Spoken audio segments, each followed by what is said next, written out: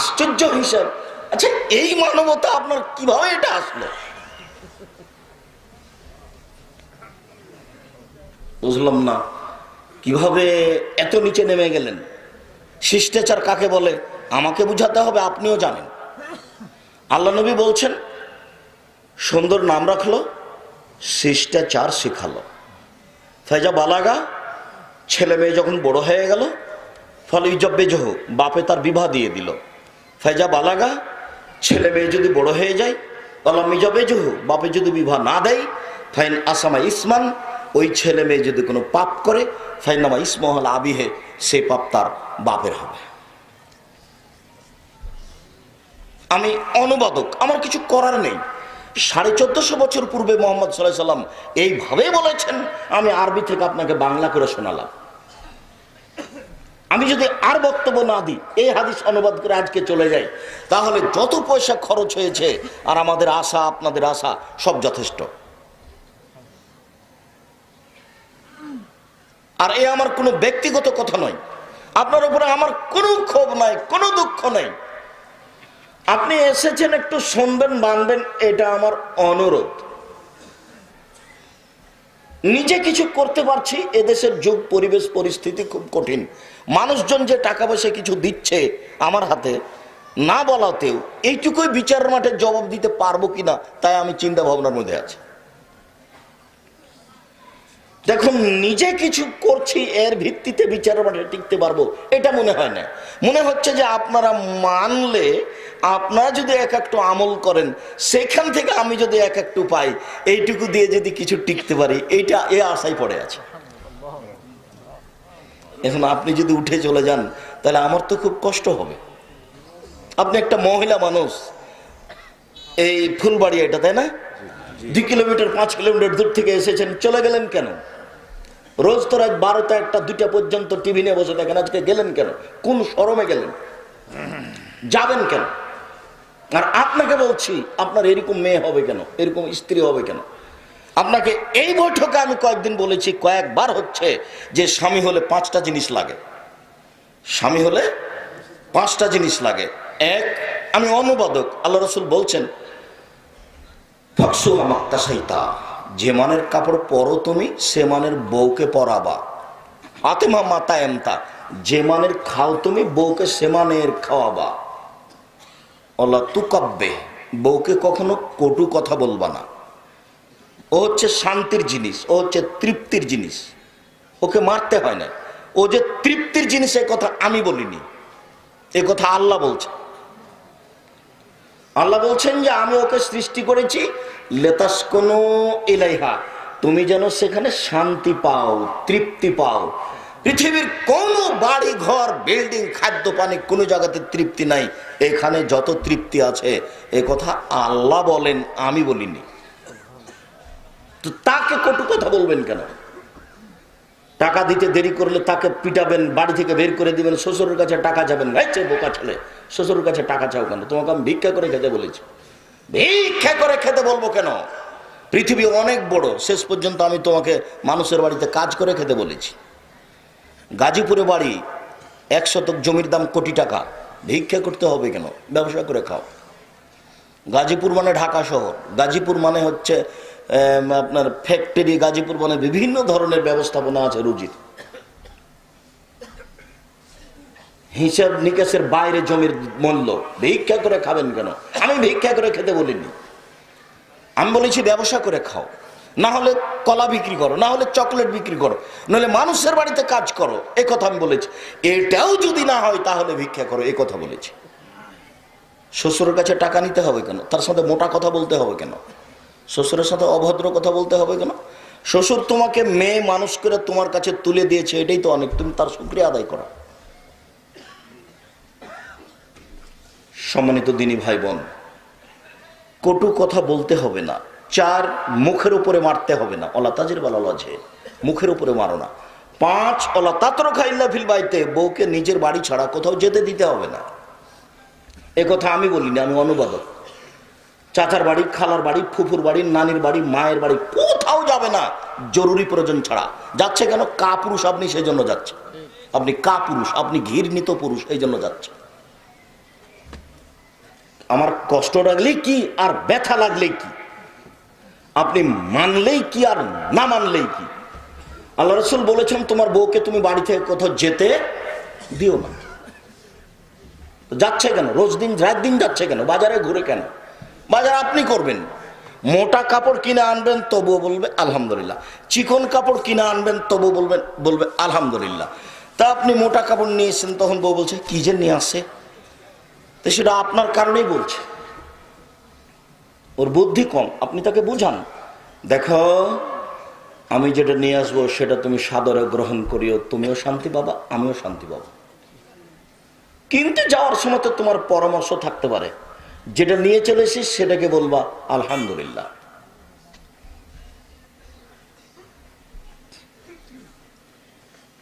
দুইজন মিলে সুন্দরভাবে নরম হয়ে পরস্পরে ভদ্রতা বজায় রেখে সংসার করবেন।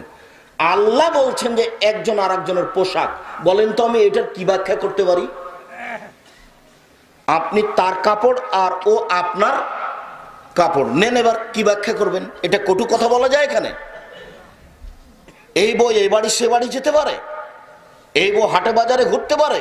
আমি বলিনি, এ কথা আল্লাহ বলছেন যে একজন আর একজনের কাপড়, একজন আর একজনের পোশাক। এটাকে আপনি কি বুঝেন? গেল কেন? গল্প করছে কেন? এখনো গল্প করছে, এটা আপনারই মেয়ে, এখন গল্প করছে। এই মুহূর্তে জবাব আপনি দিয়েন।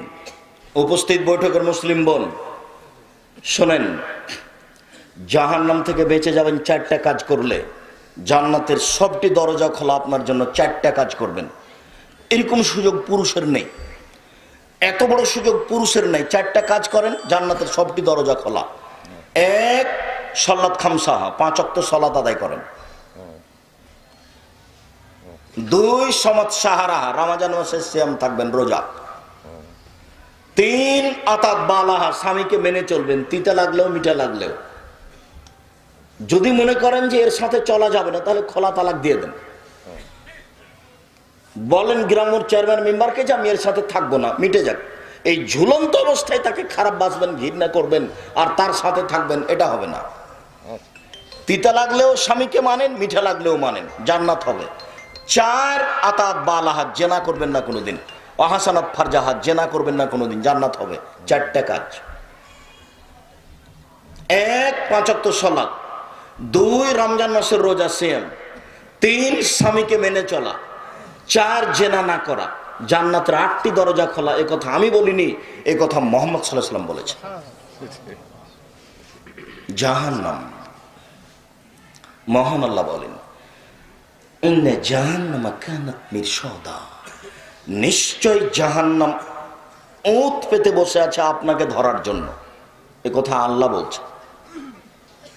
লিত্তাগিনা মাআবা, সীমা লঙ্ঘনকারী, স্বৈরাচারী, স্বেচ্ছাচারী, বদমেজাজি, এজের জন্য এটা রেডি করা হয়েছে।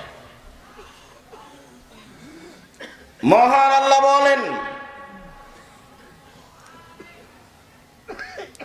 فأما من خفت موازينه فأمه هاوية, বিচারের মাঠে যার নেকির পাল্লা হালকা হবে, পাপের পাল্লা ভারী হবে, তার থাকার জায়গা হবে অতীব গভীর গহ্বর। হাবিয়া অমাদরাকা মা হিয়া, মুহাম্মদ সাল্লাল্লাহু আলাইহি ওয়াসাল্লাম, আপনি কি বলতে পারেন হাবিয়া নামক জাহান্নামটি কি?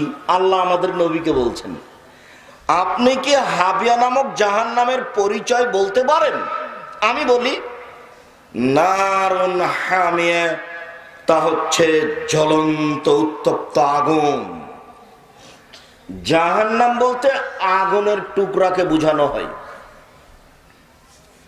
মহান আল্লাহ বলেন কাল্লা লা ইউনবাদান্না ফিল হুতামা, ওমা আদরাকা মাল হুতামা,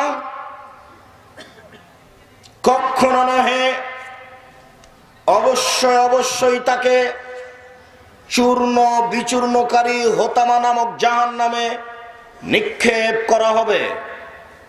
ওমা আদরাকা মাল হুতামা, মুহাম্মদ সাল্লাল্লাহু আলাইহি ওয়াসাল্লাম, আপনি কি বলতে পারেন হোতামা নামক জাহান্নামটি কি? আপনার কি হোতামা নামক জাহান্নামের পরিচয় জানা আছে? আমি বলি নারুল্লাহিল মুকাদা, তা হচ্ছে জ্বলন্ত উত্তপ্ত আগুন। এইভাবে আল্লাহ বলছে।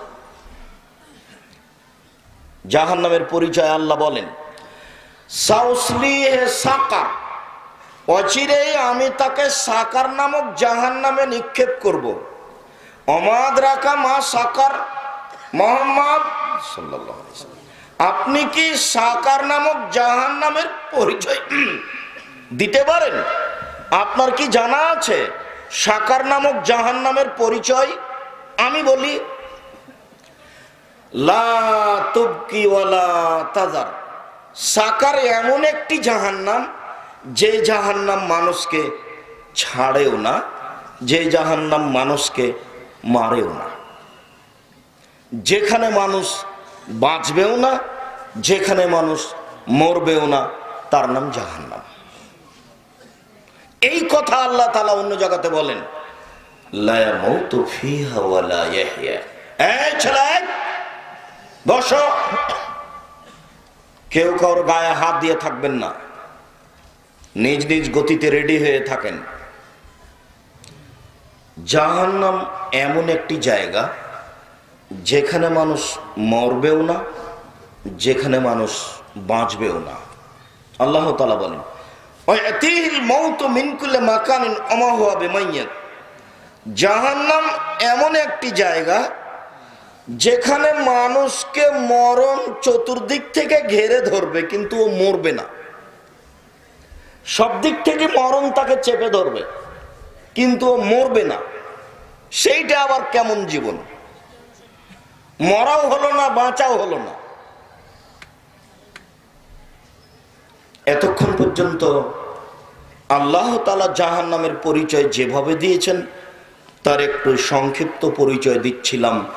মুহাম্মদ সাল্লাল্লাহু আলাইহি সাল্লাম বলেন ইন্না সাকরাতাল আযীমা লা তুলকা মিন শাফিরি জাহান্নাম ফাতাবি লাকারিহ বা'দা সাবিনা। শোনো,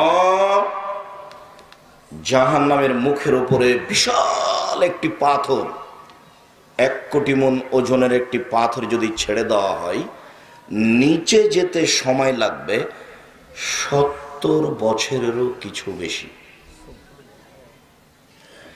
1 কোটি মণ ওজনের একটি পাথর যদি 1 মিনিট নিচে যায়, কত কিলো যেতে পারে? 1 ঘন্টা, 1 দিন, 1 বছর। 70 বছর যদি নিচে যেতে থাকে, কত কিলো যাবে মানুষ কি হিসাব করতে পারবে? জাহান্নাম কি জিনিস মানুষ হিসাবে আনতে পারবে না। এইখানে একটা কথা বলা থাকছে ইন্নাল মুনাফিকিনা ফিদ দারকিল আসফালি মিনান নার। যারা মুনাফিক তারা জাহান্নামের সবচেয়ে নিচে থাকবে। হিন্দুও জাহান্নামে যাবে, তবে নিচে থাকবে না। ইহুদিও যাবে, তবে নিচে থাকবে না। খ্রিস্টানও যাবে, তবে নিচে থাকবে না। মুহাম্মদ সাল্লাল্লাহু আলাইহি সাল্লামকে যারা মেনে নেয়নি, মেনে নিচ্ছে না, পৃথিবীর সবাই জাহান্নামে যাবে, মেনে নেওয়া মানুষ ব্যতীত। ইহুদি হোক, খ্রিস্টান হোক, হিন্দু হোক, বৌদ্ধ হোক, সে যেই হোক না কেন। তবে সবচেয়ে নিচে থাকবে কে? মুনাফিক। মুনাফিক কে? যে মিথ্যা কথা বলে। মুনাফিক কে? যে ওয়াদা খেলাপ করে। মুনাফিক কে? যে ঝগড়া করলে অশ্লীল ভাষা মুখে ব্যবহার করে, সব সময় খারাপ কথা, সব সময় অশ্লীল কথা, মিথ্যা কথা বলে বেড়ায়, অশ্লীল কথা বলে, এরকম লোক হলো মুনাফিক। মুনাফিক কে? যে ফজরের সালাত মসজিদে আদায় করে না, জামাতে যায় না। জরুরি কারণে কোনো সমস্যার কারণে মসজিদে যেতে পারছেন না, সেটা ভিন্ন কথা। আপনি মসজিদে যেতে বাধ্য। এরকম নোংরা নীতি আসলো কেন? 5 ওয়াক্ত সালাত মসজিদে আদায় করবেন গিয়ে, জীবনে এটাই কাজ। কাজ বলতে এটাই, পরের গুলো আরগুলো আছে সেগুলো নফল। মানুষের জীবনে একটাই জরুরি কাজ, সেটা কি? সালাত। এটাই আপনার জীবনে কাজ, আর কোনো কাজ নেই। বাকি কাজের সংসার কি করবেন সেই জন্য, যেগুলো নফল, যেগুলো অপ্রয়োজনীয়, দুনিয়াবি সামান্য কিছু প্রয়োজন, টুটা ফাটা। টাকা পয়সা থাকলেও মানুষ দুনিয়া পার হয়ে যাবে, না থাকলেও পার হয়ে যাবে। আল্লাহ রাসূল বলছেন, এই শোনো, তাবুকের যুদ্ধে যেতে হবে, সময় খুব কঠিন, কে কি দান করতে পারে? তো উমর রাদিয়াল্লাহু আনহু বলছেন, যা আছে অর্ধেক দিলাম। আবু বকর সিদ্দিক রাদিয়াল্লাহু আনহু বলছেন যে আপনাকে আল্লাহকে বাড়িতে রেখে যা আছে দিয়া সবই দিলাম, ভ্যান ভাড়াও হবে না, 2-1 টাকা হবে। তো কি, ওটা নিয়ে কি হবে? ওটা নিয়ে বরকত হবে, বরকত, ওটা দিয়ে বরকত হবে। মানুষজন যাচ্ছে কার টাকা দিয়ে? উসমান রাদিয়াল্লাহু আনহু। উসমান বলছেন, আল্লাহর নবী, যত মানুষ যাবে সমস্ত মানুষের অর্ধেকের যাতায়াত খরচ, খাওয়া খরচ আমি দিব। লোক সঙ্গে 30,000। সরকারকে, বাংলাদেশ সরকারকে যদি বলা হয় 15,000 মানুষকে 3 মাস লালন পালন করতে হবে, খাওয়া খরচ দিতে হবে, রাজি হবে না। 15,000 মানুষ, 15,000 উট দিতে হবে, 3 মাসের খাওয়া খরচ দিতে হবে। উসমান রাদিয়াল্লাহু আনহু বলছেন যে অর্ধেকের যাতায়াত খরচ, খাওয়া খরচ তা আমি দেব। এর নাম ধনী। গাজীপুর জেলায় বাড়ি, বড় ব্যবসা করেন, চিন্তা ভাবনা করে দিন রাত ব্যবসা করেন, 5 ওয়াক্ত সালাত আদায় করবেন আর খালি ভাববেন ব্যবসা। কোটি কোটি টাকা ইনকাম করেন, প্রতিষ্ঠানে দান করেন, কওমি মাদ্রাসা গড়ে তোলেন। গাজীপুরে কওমি মাদ্রাসা নাই কেন? কি করে খান? এত জমি জায়গা আছে, টাকা পয়সা আছে, মাদ্রাসা করতে পারেন না কেন? আমি তো নিঃস্ব মানুষ, প্রতিষ্ঠান চালাই, প্রতি মাসে মাসিক আল এতেসাম পত্রিকা সহ এখন প্রতি মাসে বেতন দিই 12,15,000। 12,15,000। শুধু শিক্ষক শিক্ষিকা বেতন হলো 10 লক্ষ।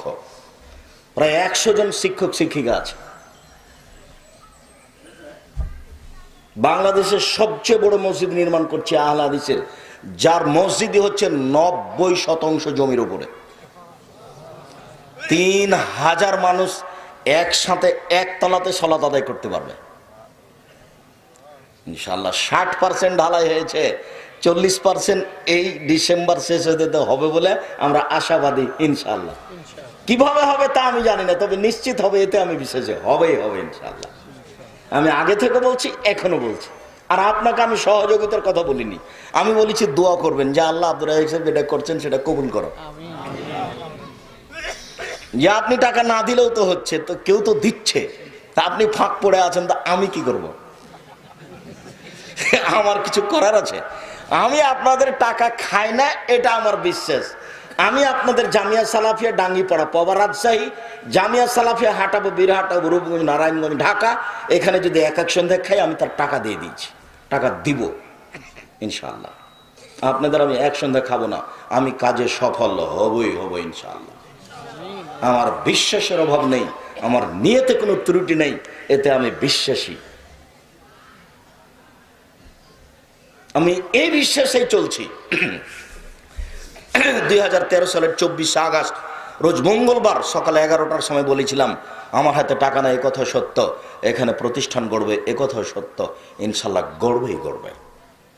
আপনি দেখে আসেন, রূপগঞ্জ, নারায়ণগঞ্জ, দেখলেই চোখ ছানা বড়া লেগে যাবে।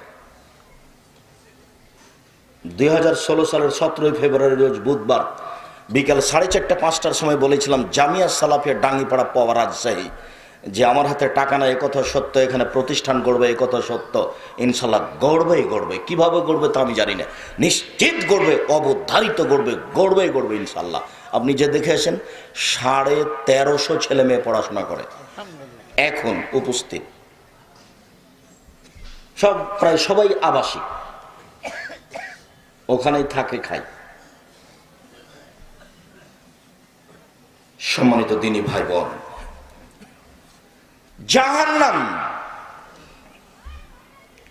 জাহান্নামের গভীরতা কত? রাসূল সাল্লাল্লাহু আলাইহি ওয়াসাল্লাম বলছেন, যত জিন ইনসান পৃথিবীতে এসেছে, আছে, আসবে, সবাই যদি একসাথে জাহান্নামের দরজা দিয়ে ঢোকে তো ঢুকতে অসুবিধা হবে না। বিচারের মাঠে জাহান্নামীদেরকে দিতে দিতে দিতে যখন জাহান্নামী শেষ হয়ে যাবে, তখন আল্লাহ তাআলা জাহান্নামের জন্য মানুষ বানাবেন না, কিন্তু জান্নাত বাকি থাকলে তার জন্য মানুষ বানাবেন। জাহান্নামকে জিজ্ঞাসা করা যখন হবে তখনও বলবে যে না, আমি পূর্ণ হইনি। তখন আল্লাহ তার পা ঢুকিয়ে দিবেন, তখন জাহান্নাম বলবে হ্যাঁ যথেষ্ট। একটু পরে বলছে এই কথা। জাহান্নামের পরিচয় বলছিলাম। রাসূল সাল্লাল্লাহু আলাইহি ওয়াসাল্লাম বলেন, ইন্না গিলজাল জিলদিল কাফির আরবাঈন ইসনান ওয়া আরবাঈনা জিরা। প্রত্যেকটা জাহান্নামীর গায়ের চামড়া হবে 42 হাত মোটা। বাইনা মানকাবাইল কাফির ফিন্নার সালাসাতা আইয়ামিন লিল রাকিবিল মুসরে। একজন জাহান্নামীর ডান কাঁধ থেকে বাম কাঁধের ব্যবধান হবে একটা দ্রুতগামী ঘোড়ার 3 দিন 3 রাতের পথ। একটা দ্রুতগামী ঘোড়া একজন জাহান্নামীর ডান দিক থেকে যদি দৌড়াতে লাগে কাঁধের, তাহলে বাম দিকে পৌঁছিতে সময় লাগবে 3 দিন 3 রাত। রাসূল সাল্লাল্লাহু আলাইহি সাল্লাম বলেন, ইন্না জিরসাহু মিসলু উহুদিন। জাহান্নামের দাঁত হবে উহুদ পাহাড়ের সমান। উহুদ পাহাড় 4 কিলোমিটার প্রশস্ত, 8 কিলোমিটার লম্বা। নিচে কত আছে তা মানুষ জানে না।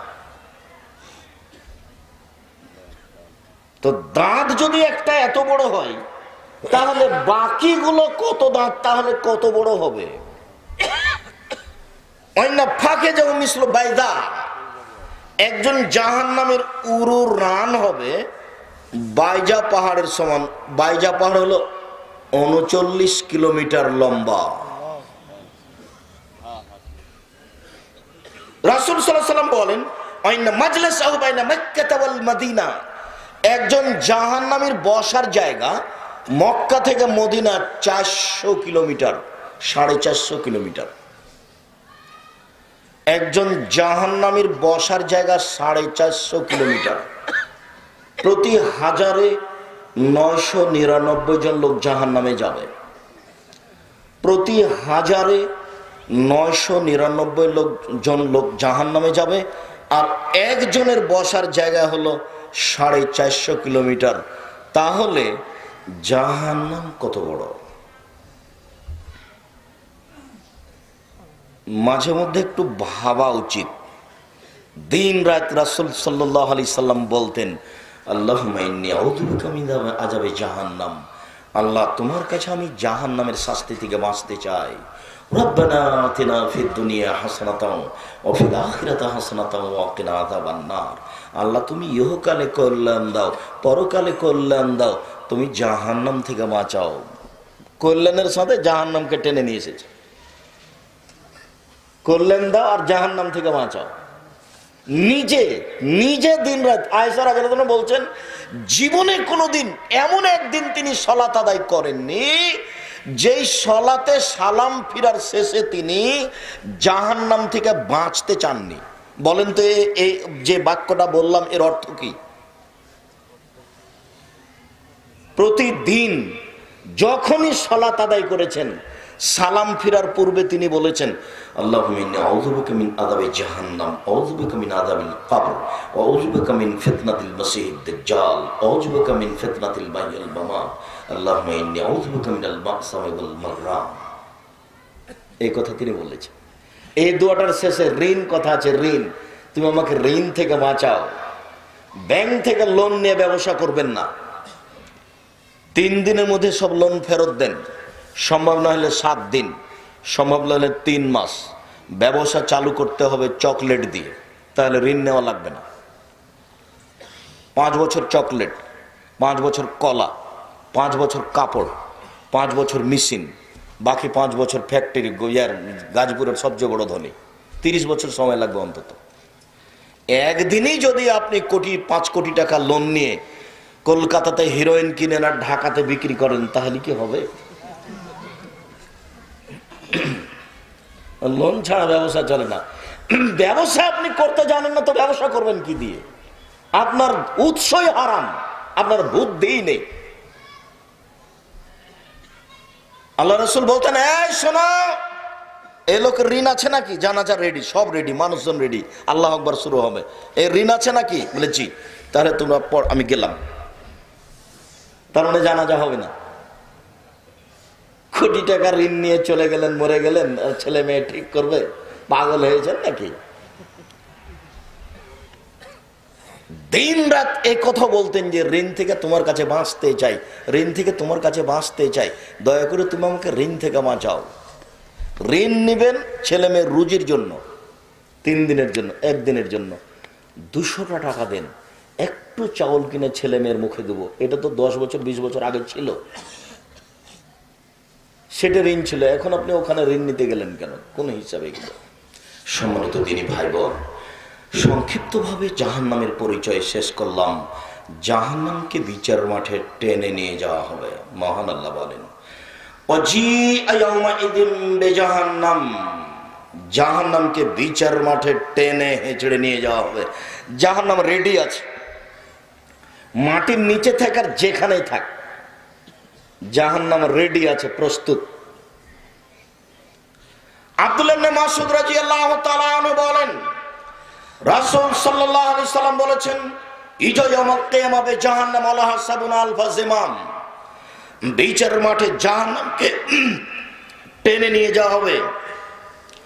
তার গায়ে লাগানো থাকবে 70,000 লোহার রশি। মা কুল্লি জিমামিন সাবুনা আলফ, প্রত্যেক রশির সাথে থাকবেন 70,000 ফেরেশতা। একজন ফেরেশতার এত ক্ষমতা, এই বিশাল পৃথিবীতে এইভাবে হাত দিয়ে গোটা পৃথিবীকে উল্টে দিতে পারে। এক একজন ফেরেশতার এত ক্ষমতা, এক একটা রশিতে থাকবেন 70,000 ফেরেশতা, আর জাহান্নামের গায়ে রশি লাগা থাকবে 70,000। আল্লাহ ইচ্ছা করলেই তাকে এমনিতে পৌঁছে দিতে পারেন, কিন্তু এরকম করবেন না। বিচারের মাঠে জাহান্নামকে টেনে নিয়ে যাওয়া হবে। জাহান্নাম কত বড়, জান্নাত কত বড়। বিচারের মাঠে থাকবে জাহান্নাম, বিচারের মাঠে থাকবে জান্নাত, বিচারের মাঠে থাকবে মানুষ, বিচারের মাঠে থাকবে জিন, বিচারের মাঠে থাকবে পশু প্রাণী, বিচারের মাঠে থাকবেন আল্লাহ, বিচারের মাঠে থাকবেন ফেরেশতা। কি দিয়ে বুঝায় আপনাকে আমি বিচারের মাঠ কত বড়।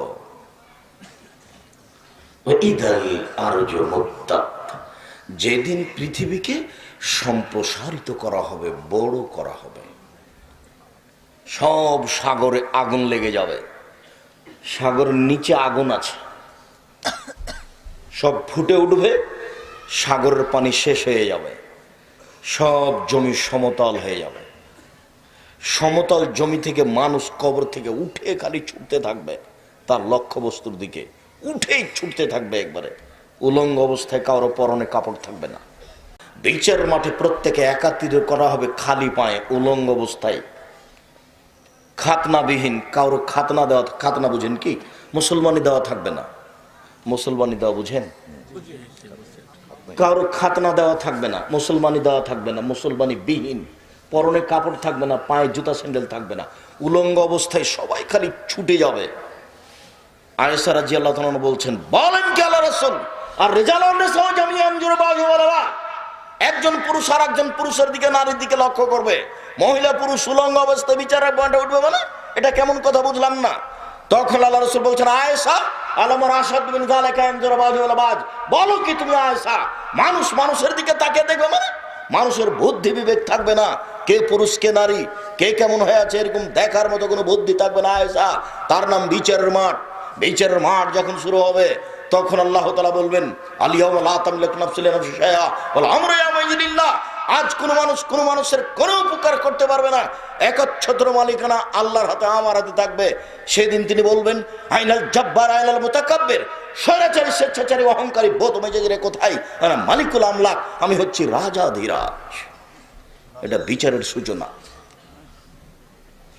সবসময় তিনি রহমান নাম, তার আর একটা নাম আছে কাহার। একটুকু নরম হবেন না, যেভাবে হওয়ার বিচার সেভাবে হবে। বুঝাতে পারি না আপনাকে বিচার কাকে বলে। টাকা দিয়ে কোট পার হয়ে যায়, যার জন্য মনে করছে যে সবটাই মনে হয় বিচার এরকম। একটু 2-1 মিনিট পরকাল ভাববেন। জাহান্নাম আর জান্নাতের আলোচনা করেছেন আল্লাহ রাসূল পরকালমুখী করার জন্য। মানুষ যেন দুনিয়ার চিন্তা ভাবনা ছেড়ে একটু পরকালমুখী হয়, একটু ভাবে। জাহান্নামকে টেনে বিচার মাঠে নিয়ে যাওয়া হবে। জাহান্নাম কথা বলতে পারে, এদিকে দেখেন, জাহান্নাম কথা বলতে পারে, আশ্চর্য ব্যাপার।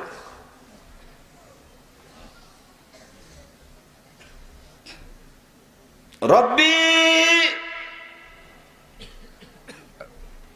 ইয়াকুলু বাজি বাজান, হে আমার প্রতিপালক, জাহান্নাম বলবে, হে আমার প্রতিপালক, আমার কিছু অংশকে ধরে খাচ্ছে।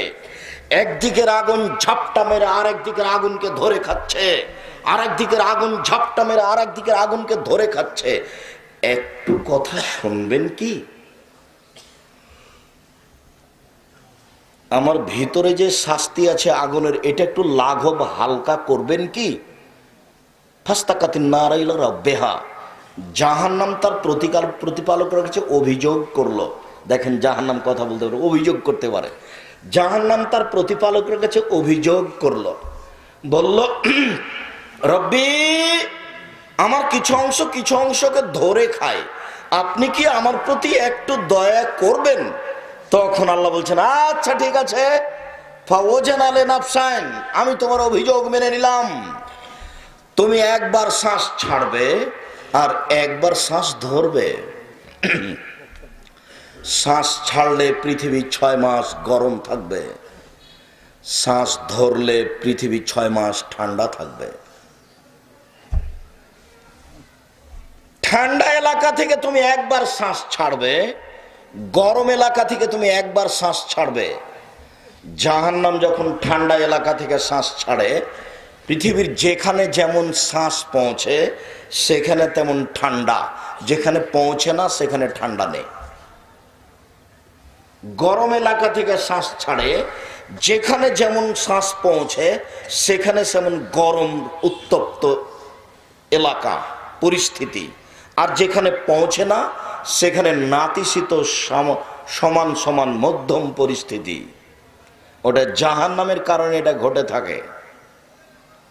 জাহান্নাম কথা বলতে পারে, অভিযোগ করছে।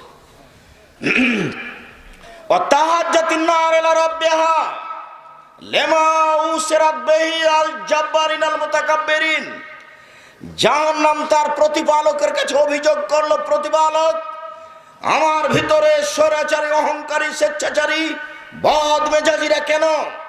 এটা তার অভিযোগ। আমার ভিতরে স্বৈরাচারী, স্বেচ্ছাচারী, অহংকারী, বদমেজাজিরা কেন? ঘটনা কি?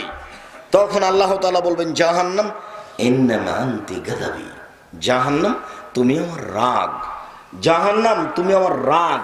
যারা আমাকে মানেনি তার উপরে আমার একটা রাগ আছে। জাহান্নাম তুমি আমার রাগ, তুমি আমার গজব। জাহান্নাম তুমি আমার রাগ, তুমি আমার গজব। ওয়াদেব বেকে মানে সমিনে বাদী, তোমাকে দিয়ে আমার বান্দার যাকে ইচ্ছা শাস্তি দিব, তোমাকে দিয়ে আমার বান্দার যাকে ইচ্ছা শাস্তি দিব। তুমি আমার রাগ, তুমি আমার গজব।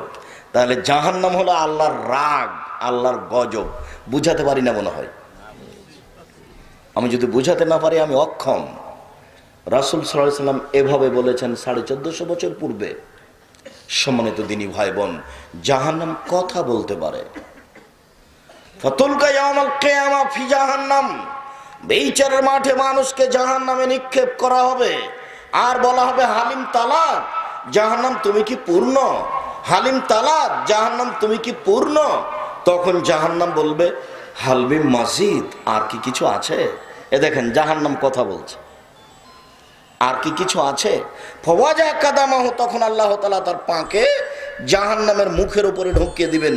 ফাতাকুলু ওয়া ইয়ানজিবা ওয়া ইয়ানজাবি বাযু ফি বাযিন, জাহান্নামের কিছু অংশের মধ্যে ঢুকে একবারে চাপা লেগে যাবে পায়ের আঘাতে, আর বলবে, আল্লাহ যথেষ্ট, যথেষ্ট।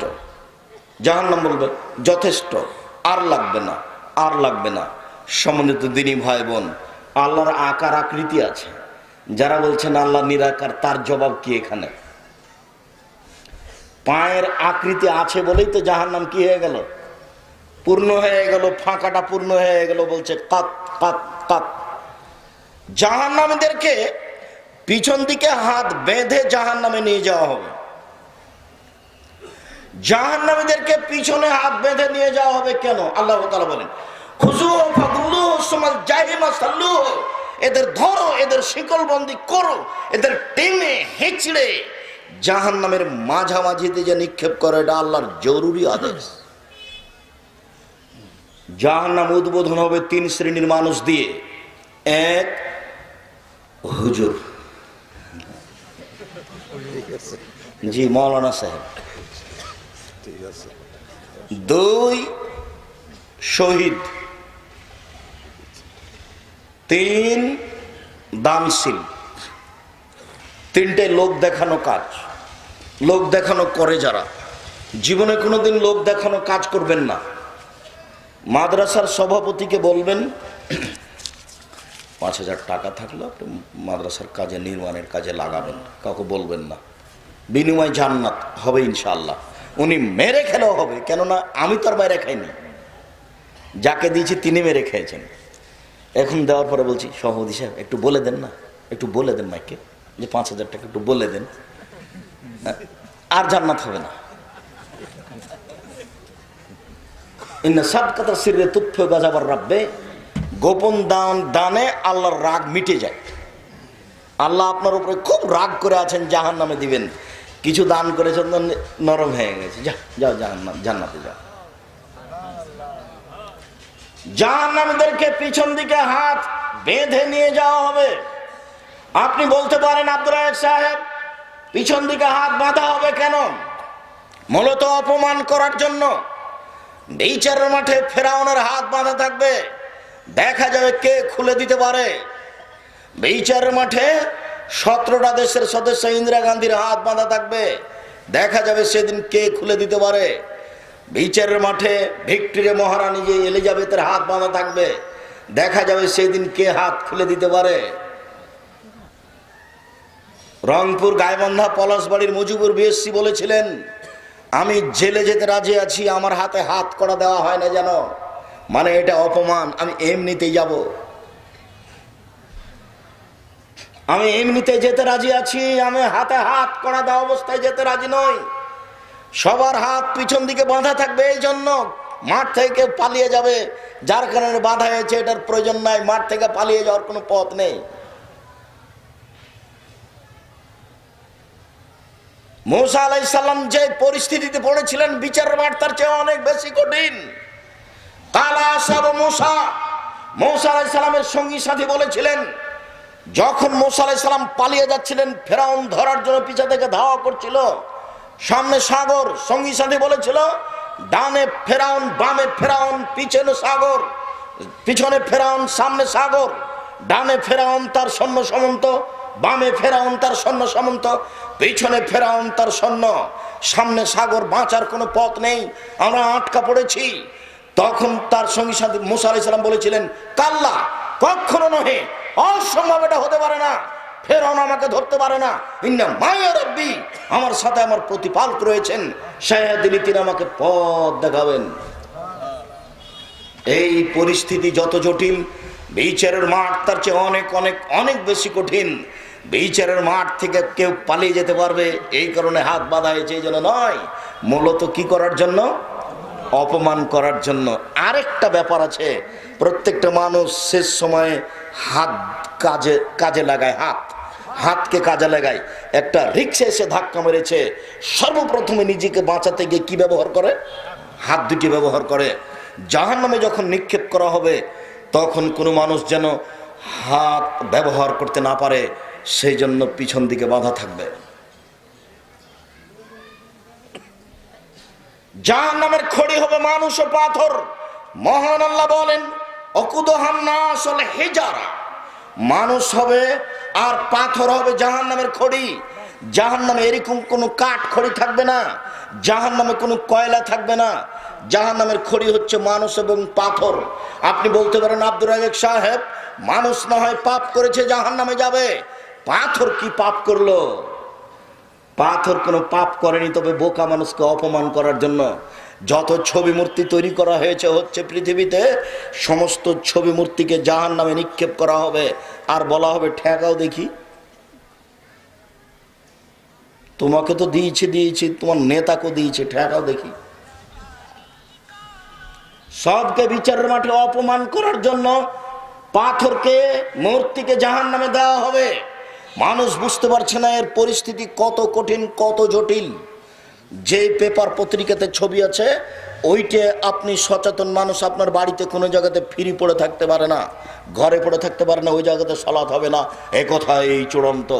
ওই ঘরে নামাজ হবে না, এ কথাই চূড়ান্ত। সব পেপার পত্রিকা এক ঘরে থাকতে হবে যেখানে আপনি সালাত আদায় করেন না, থাকেন না। বই পুস্তক, আপনার ছেলেমেয়ের খাতা কলম যেগুলোতে ছবি আছে তার উপরে কাগজ লাগাতে হবে যে আপনি যে আপনার স্ত্রীর জন্য একটা তেল কিনে নিয়ে এসেছেন তার গায়ের উপরে ছবি আছে, নিয়ে আসার সাথে সাথে তার মুখের উপরে কালি মারতে হবে। এটা জরুরি আদেশ। যে টিনের ঘর সাজানো আছে, সমস্ত টিনের ওই মুখের উপরে যে আছে, মূর্তি আছে, আপনার হাঁস আছে বা যা আছে, তার উপরে কালি মারতে হবে। কালি না মারা পর্যন্ত এই ঘরে রাত অতিবাহিত করা যাবে না।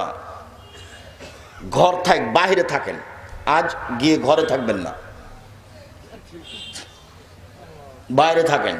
কালকে কামলা দিয়ে সব কালি মেরে রাতে থাকবেন। সভাপতি সাহেব, আপনার মসজিদে টিন দেওয়া আছে, আপনার সাথে আমার জরুরি কথা।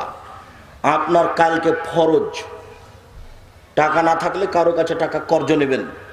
কালকে দুটা কামলা ঠিক করবেন ও সমস্ত টিনের ওই ছবির মুখের উপরে আলকাতরা লাগাবে।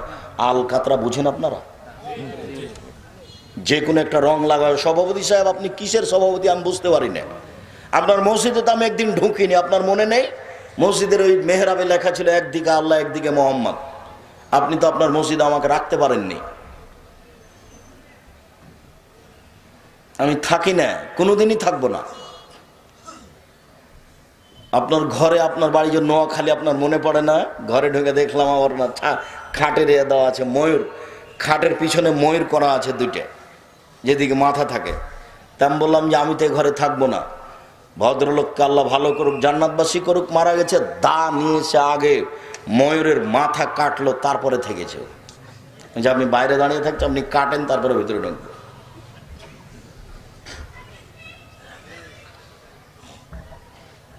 আমি রংপুরে গেছি, মৌলানা আবদুল্লাহ খান সালাফি ঘরে বসে আছেন আর চতুর্দিকে ছবি মূর্তি ছাপানো আছে। আসসালামু আলাইকুম, জি ভাইজান কেমন আছেন? আর আপনি এখানে বসে কেন? আরে আব্দুল মহাদ্দেশ মানুষ, আপনি আসেন না? জি না আমি এখানে যেতে পারি না, আমি ওখান থেকে ফিরে গেলাম। আমি বললাম ভাই তোমাদের যদি কোনো ভালো জায়গা থাকে কুঁড়ে ঘর, সেখানে নিয়ে চলো, যদি না থাকে তাহলে আমি চললাম। তাড়াহুড়া করে এক জায়গাতে নিয়ে গেল। সেদিন ভদ্রলোক বক্তব্য দিতে 4-5 মিনিট বক্তব্য দিয়েই কথা বন্ধ হয়ে গেল। 6 দিন পরে ঢাকা হাসপাতালে মারা গেছিল। সম্মানিত দিনী ভাই বোন, আপনাকে আমি অনুরোধ জানাচ্ছি, জাহান্নামের উল্লেখযোগ্য শাস্তি হচ্ছে আগুন। জাহান্নামের উল্লেখযোগ্য শাস্তি হচ্ছে আগুন। মানুষকে আগুন দিয়ে পোড়ানো হবে। দুনিয়াতে যে আগুন আছে, জাহান্নামের আগুন তার চেয়ে 69 গুণ বেশি ক্ষমতাধর। খড়ের, ধানের খড় বুঝেন আপনারা? ধানের খড়ের আগুনের ক্ষমতা যত, সাধারণ কাঠের ক্ষমতা তার চেয়ে বেশি। সাধারণ কাঠের ক্ষমতা যত, তেঁতুল কাঠের ক্ষমতা তার চেয়ে বেশি। তেঁতুল কাঠের ক্ষমতা যত, গ্যাসের আগুনের ক্ষমতা তার চেয়ে বেশি। মানুষের কাছে আগুনের ক্ষমতার কমবেশ রয়েছে, জাহান্নামেও আগুনের ক্ষমতার কমবেশ। দুনিয়াতে যে আগুন রয়েছে এর চেয়ে 69 গুণ বেশি তার ক্ষমতা। আল্লাহ তাআলা বলেন, কুল্লামান আজাজা জুলুদুহুম বাদদালনাহুম জুলুদান গায়রাহা, যতবার ও আগুনে জ্বলে যাবে ততবার রেডি করা হবে। যতবার আগুনে জ্বলে যাবে ততবার তাকে রেডি করা হবে। আল্লাহ তাআলা বলেন, সাউরহিকুহুম সাউদা, বিশাল বিশাল করে আগুনের পাহাড় করে রেখেছি। আমি উঠতে বলবো, নামতে বলবো, উঠতে বলবো, নামতে বলবো, উঠতে বলবো, নামতে বলবো। রাসূল সাল্লাল্লাহু আলাইহি সাল্লাম বলেন, ওহম ইয়াকুনু ফিন্নার, মানুষগুলি জাহান্নামের আগুনে থাকবে, আলা কাদরে আমালিহিম, তার কর্ম অনুপাতে, মিনহুম মা ইয়াকুনু আলা কাবাইহি, কারো কারো আগুন হবে পায়ের টাকনু পর্যন্ত, অমিনহুম মা ইয়াকুনু আলা রুকবাতাইহি, কারো কারো আগুন হবে পায়ের হাঁটু পর্যন্ত, অমিনহুম মা ইয়াকুনু আলা হাকওয়াইহি, কারো কারো আগুন হবে কোমর পর্যন্ত, অমিনহুম মা ইয়াকুনু আলা তারকুয়াতিহি, কারো কারো আগুন হবে নাক কান পর্যন্ত। বলেন তো দেখি, আবু তালেব নাকি না? আবু তালেবই তো। আবু তালেবের জাহান্নামের আগুন কি হবে? পায়ের দুটি জুতা আগুনের। এগলি দেমাগহু, পায়ে যখন পরিয়ে দেওয়া হবে তখন মাথার এই মগজ ফুটে উঠবে। চুলাতে পানি দিলে দেগে পানি যেমন ফটফট করে ফুটে, এইভাবে তার মাথার মগজটা ফুটে উঠবে। এই কথা রাসূল সাল্লাল্লাহু আলাইহি সাল্লাম বলেন, বুখারী মুসলিম। সম্মানিত দ্বীনী ভাই বোন, জাহান্নামের উল্লেখযোগ্য শাস্তি হচ্ছে জাক্কুম গাছ, কাঁটাযুক্ত গাছ। কাঁটাযুক্ত গাছ সে খেতে চাইবে জাহান্নামে। 40 বছর চাওয়ার পরে তাকে কাঁটাযুক্ত জাক্কুম গাছ খেতে দেওয়া হবে। জাক্কুম গাছ বুঝতে পারছেন কিনা? আমরা তো রাজশাহী চাঁপাইনবাবগঞ্জের মানুষ। নদী এলাকায় কিছু গাছ হয় যার ফল হয় ছোট ছোট, যার বীজ হয় বেগুনের বীজের মতো, ও পেকে গেলে লাল হয়ে যায়। আর গাছটা যখন মারা যায় শেষকালে শুধু গায়ে দেখা যায় কাঁটা আর কাঁটা। এইরকম কিছু গাছ হচ্ছে জাক্কুম গাছ। আল্লাহ তাআলা বলেন, তাখরুজু মিন আসলিল জাহিম, জাক্কুম গাছগুলি আগুনের ভিতর থেকে নিচে থেকে গজিয়ে উপরে উঠবে। আগুনের ভিতর থেকে গাছ গজাবে, তার নাম জাক্কুম গাছ। আব্দুর রাজ্জাক সাহেব, আগুনের ভিতর থেকে গাছ গজাতে পারে? জি, পানি থেকেও গজায়। গভীর পানি থেকে কিছু ঘাস, দম ঘাস, আমরা চাঁপাইনবাবগঞ্জের ভাষা তাকে দাম ঘাস বলি। দেখবেন কোন নদী আছে এলাকায়, দেখেছেন? দেখবেন যে 3 হাত 4 হাত 5 হাত পানির নিচে থেকে, মাটি থেকে একটা গাছ গজিয়ে উপরে, এটা পানির উপরে ভেসে আছে। আল্লাহ তাআলা বলেন, জাক্কুম গাছের ফল হবে শয়তানের মাথার মতো। এই ছেলে, জাক্কুম গাছের ফল হবে শয়তানের মাথার মতো। একটু অবাক কথা, একটু আশ্চর্য কথা। সকল বিদ্বানগণ বলছেন শয়তানের মাথা মানে খারাপ। আমরা কি শয়তানের মাথা দেখেছি যে আল্লাহ বলছেন জাক্কুম গাছের ফল হবে শয়তানের মাথার মতো? আমরা কি শয়তানের মাথা দেখেছি যে জাক্কুম গাছের ফল হবে শয়তানের মাথার মতো? আমরা কি বুঝি শয়তানের মাথা কেমন? তখন সকল বিদ্বান বলছেন যে শয়তানের মাথা মানে খারাপ, শয়তানের মাথা মানে খারাপ। আবুল আলা মওদুদী রাহিমাহুল্লাহ বলেন, আরে না না, মানুষ যেমন রূপক কথা বলেও বুঝে, আল্লাহ তেমন রূপক কথা বলেন। নাউজুবিল্লাহ, আমরা এটা তরজমা করি না। তিনি বলেন, মানুষ যেমন রূপক কথা বলেও বুঝে, আল্লাহ তেমন রূপক কথা বলেন। মানুষ কি বলে? মানুষ বলে, মেয়েটা এত কুৎসিত, মেয়েটা এত কুৎসিত, মনে হচ্ছে যেন পেতনি। পেতনিকে কেউ দেখেছে? বলেও বুঝে।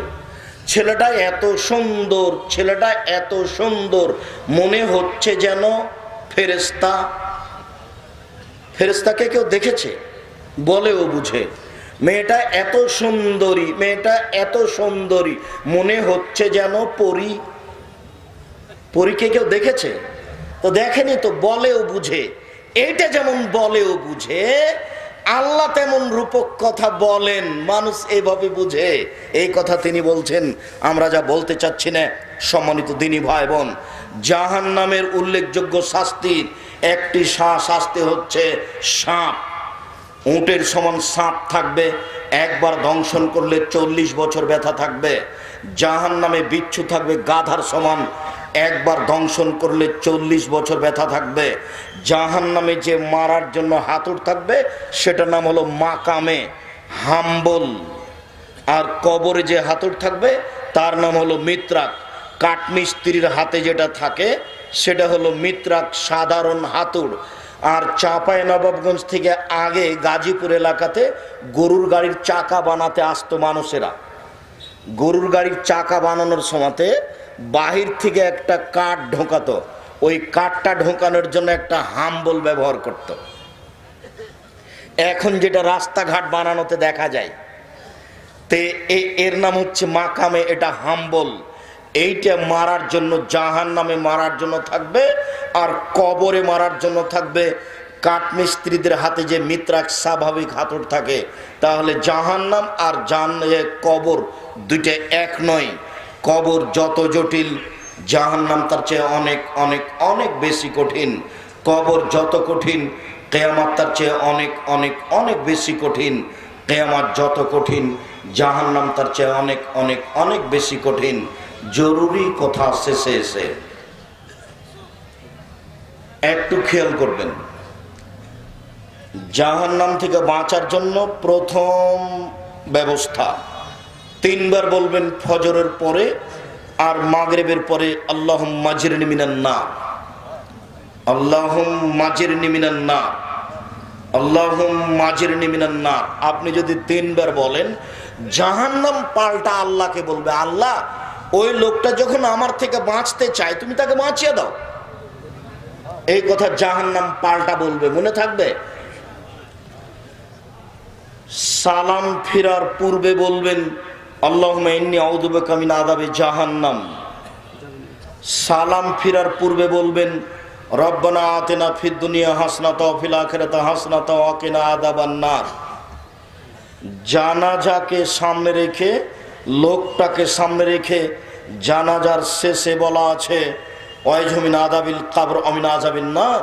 লোকটাকে তুমি জাহান্নামের শাস্তি থেকে বাঁচাও, তুমি কবরের শাস্তি থেকে বাঁচাও।